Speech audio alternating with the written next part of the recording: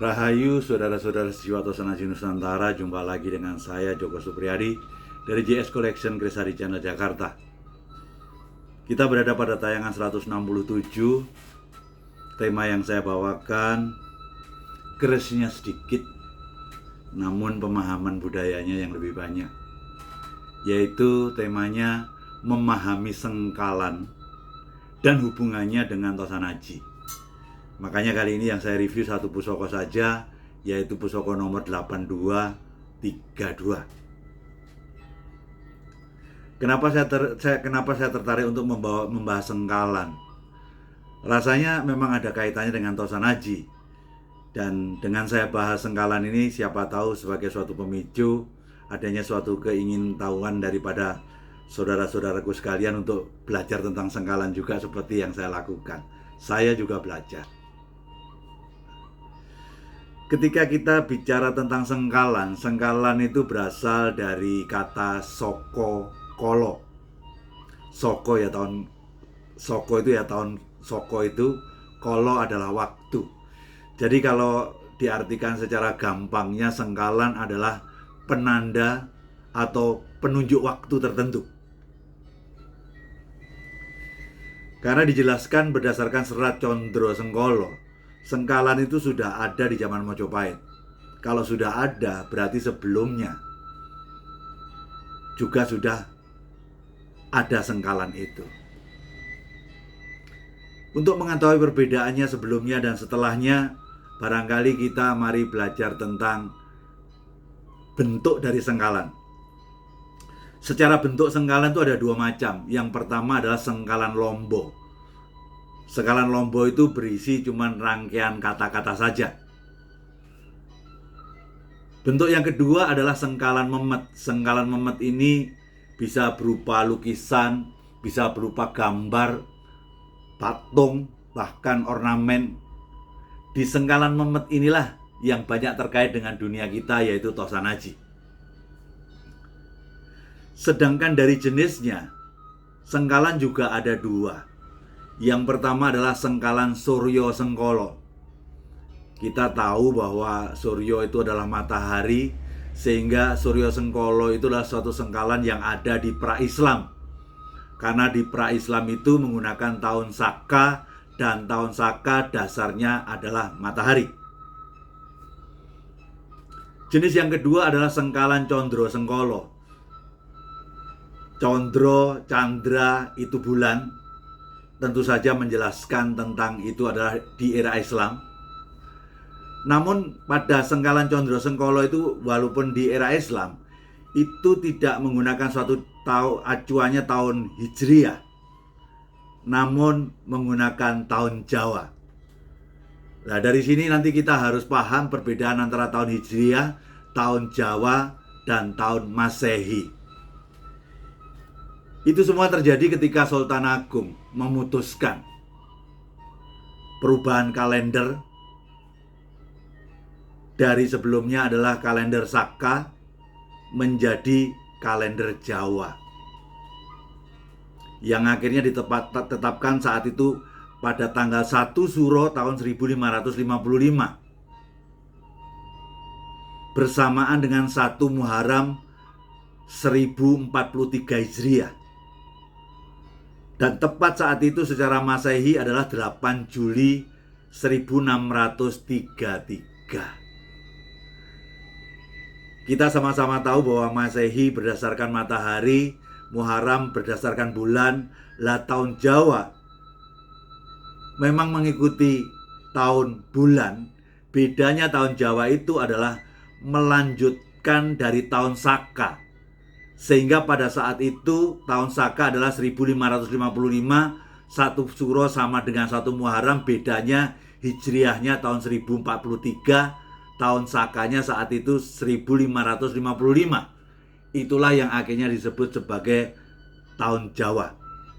Makanya tahun Jawa adalah perpaduan antara tahun Hijriah, caranya dengan menghitungan fokus pada bulan, namun dengan melanjutkan tahun Saka yang ada saat itu, yaitu tahun Saka 1555. Akan menjadi lebih jelas ketika kita mencoba pakai hitungan yang sangat sederhana. Kalau saat itu pada tahun 1633, tepat dimulainya tahun Jawa. Pada tahun 1633 itu Masehi, tahun Jawanya adalah, tahun Sakanya adalah, atau tahun Jawanya 1555. Berarti 1633 dikurangi 1555, ada perbedaan 78. 78 tahun ini nanti banyak pengaruhnya pada fungsi penambah untuk belajar sengkalan. Namun yang perlu diketahui, sekarang tahun 2023. Kalau Anda ngelihat kalender, keluarlah kalender Jawa tahunnya 1956. Sehingga kalau kita coba kurangkan dari 2023 dikurangi 1956, perbedaannya 67 tahun. Jadi pada saat diputuskan oleh Sultan Agung, saat itu perbedaan antara tahun Saka atau tahun Jawa dengan Masehi 78 tahun. Hari ini perbedaannya adalah cuma 67 tahun. Jadi dalam perjalanan 1633 Masehi sampai 2023 sekarang, dalam rentang waktu 390 tahun, telah mengalami pergeseran dari 78 tahun menuju 67 tahun. 11 tahun perbedaannya. Ini kuncinya untuk belajar sengkalan. Pertanyaannya, kenapa ada semacam perbedaan 11 tahun dalam waktu 390 tahun ini? Perbedaannya hanya terletak, Anda tahu, kalender bulan itu adalah harinya 29 sampai 30. Sehingga satu tahun itu ada 354 sampai 355 hari. Sementara kalender matahari itu 30 sampai 31. Sehingga satu tahunnya berjumlah 365 sampai 366 hari. Sehingga perbedaannya antara kalender bulan dan matahari dalam satu tahunnya ada beda 11 hari. Perbedaan 11 hari itulah dalam waktu 390 tahun mengakibatkan beda kunci untuk menghitung sengkalan menjadi 78 ke 67. Itu kuncinya.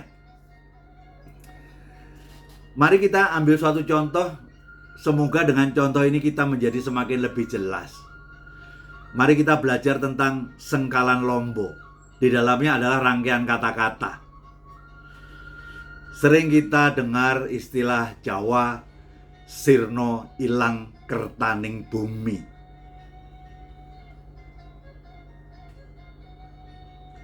Sirno itu dalam suatu bahasa sengkalan itu mewakili sengkalan angka kosong, sirno, hilang.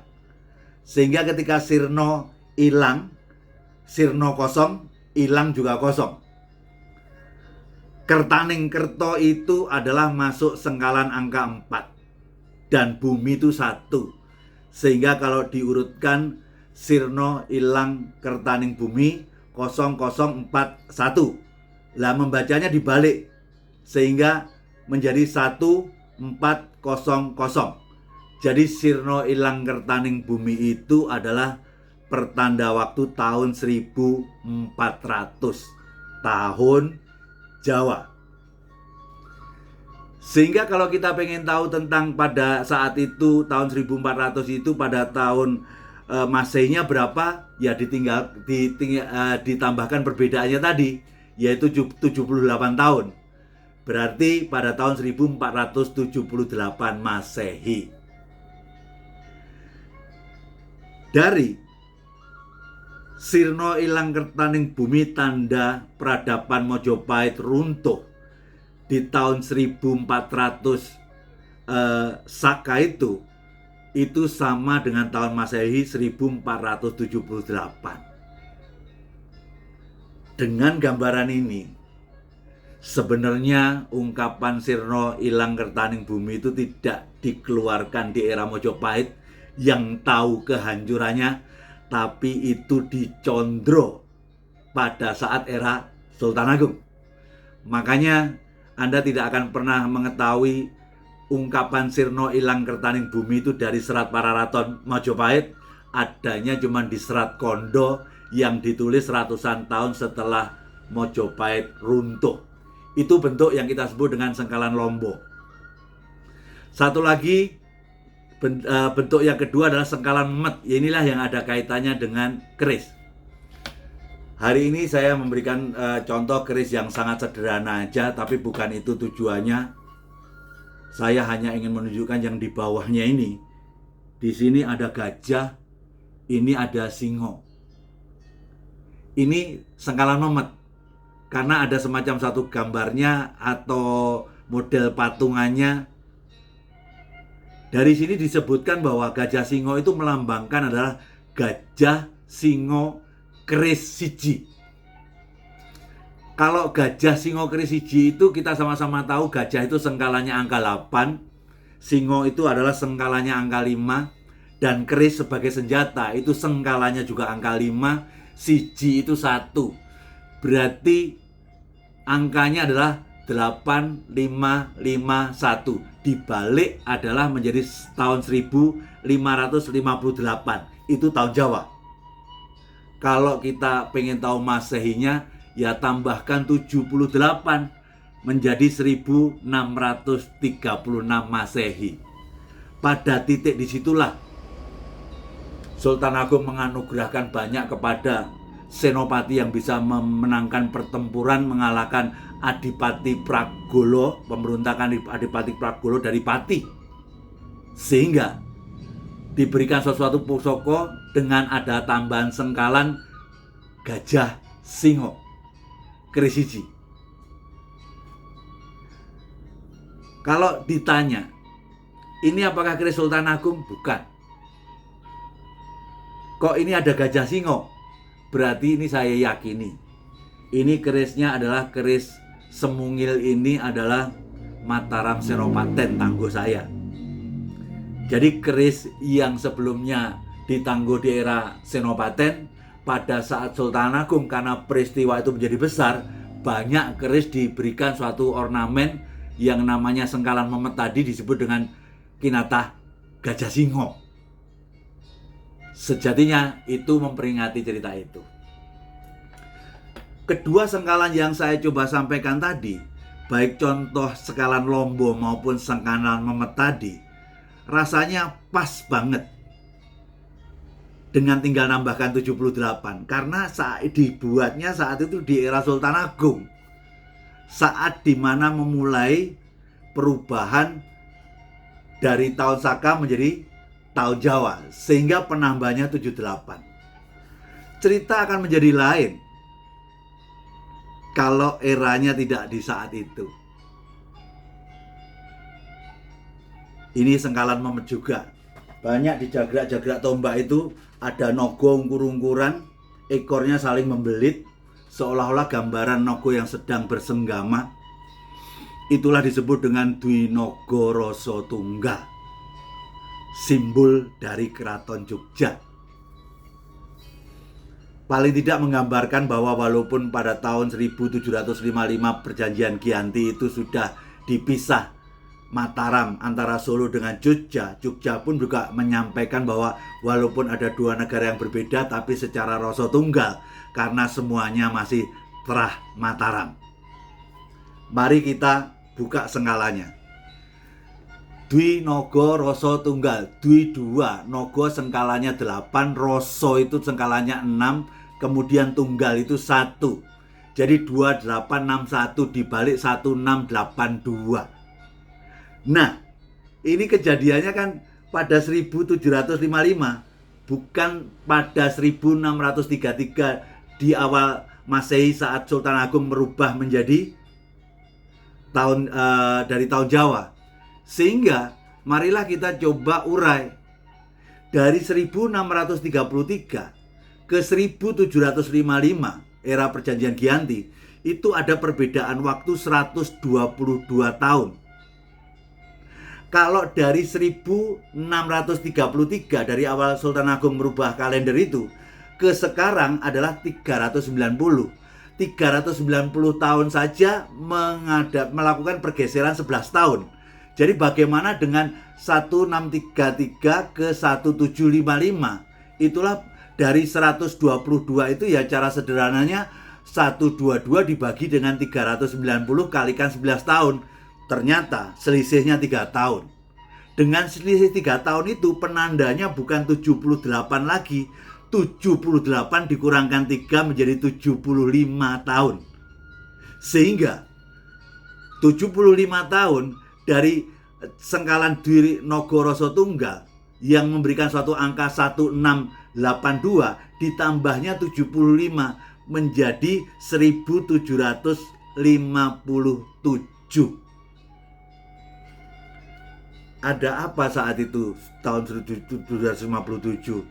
Itulah saat Keraton Jogja sudah selesai dibuat. Jadi kalau kita tahu bahwa hari ulang tahun Jogja adalah 13 Februari, setiap 13 Februari, itu sejatinya didasarkan pada perjanjian Giyanti.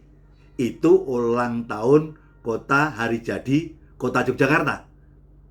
Namun kalau di Nogoroso Tunggal itu bukan memperingati hari jadinya keraton Jogja 2 tahun setelah perjanjian Giyanti tadi. Sehingga ketika simbolisasi dari Dwi Nogoroso Tunggal itu tidak artinya 1662 tambah 78 sehingga 1760, itu salah. Karena ada suatu pergeseran menjadi selisih 3 tahun, berarti 1682 ditambah 75 di tahun Masehi 1757. Demikianlah yang bisa saya paparkan tentang keterkaitan antara Sengkalan dengan hubungannya dengan Tosanaji.